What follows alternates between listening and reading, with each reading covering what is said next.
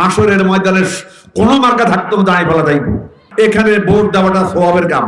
হাসরের ময়দানে কোনো মার্কা থাকবে না, শুধু দাঁড়িপাল্লা থাকবে। দাঁড়িপাল্লায় ভোট দেওয়া সোয়াবের কাজ। এভাবেই নির্বাচনী জনসভায় বক্তব্য দিচ্ছিলেন জেলা জামাতের আমির ও লক্ষ্মীপুর ২ আসনের জামাত মনোনীত প্রার্থী রুহুল আমিন ভূঁইয়া। তার এই বক্তব্য ঘিরে সামাজিক যোগাযোগ মাধ্যমে শুরু হয়েছে ব্যাপক আলোচনা ও সমালোচনা। কেউ বলছেন ক্ষমতায় যাওয়ার জন্য মন গড়া কথা, এদের কি মৃত্যু ভয় নেই? আবার কেউ বলছেন এই বক্তব্য ইসলামের সাথে প্রতারণা। তবে জামাত সমর্থকদের অনেকেই এই বক্তব্যকে ইতিবাচক হিসেবেই নিচ্ছেন।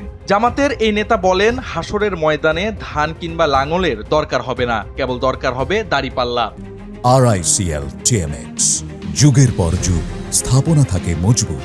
পাশাপাশি মানুষের ন্যায় বিচারের প্রতীক এই দাঁড়িপাল্লায় ভোট দিলে দেশের ন্যায় প্রতিষ্ঠা হবে বলে আশাবাদ ব্যক্ত করেন তিনি। রোববার বিকেলে লক্ষ্মীপুরের রায়পুরের কেরোয়া ইউনিয়ন পরিষদ মাঠে দাঁড়িপাল্লার জনসভায় প্রধান অতিথির বক্তব্যে তিনি এসব কথা বলেন। সভায় রুহুল আমিন ভূঁইয়া অভিযোগ করেন, একদল ক্ষমতাহীন হওয়ার পর আরেক দল ক্ষমতায় আসার আগেই বিভিন্ন স্থাপনা দখল করে নিচ্ছে। রাজনীতি একসময় পবিত্র জায়গা ছিল, কিন্তু অনেকেই এটিকে ব্যবসায় পরিণত করেছে। ভারতের কথা না শোনার কারণে কেন্দ্রীয় নেতৃত্বকে ফাঁসিতে ঝুলানো হলেও জামাতকে থামানো যায়নি, বরং জনপ্রিয়তা বেড়েছে বলেও মন্তব্য করেন তিনি।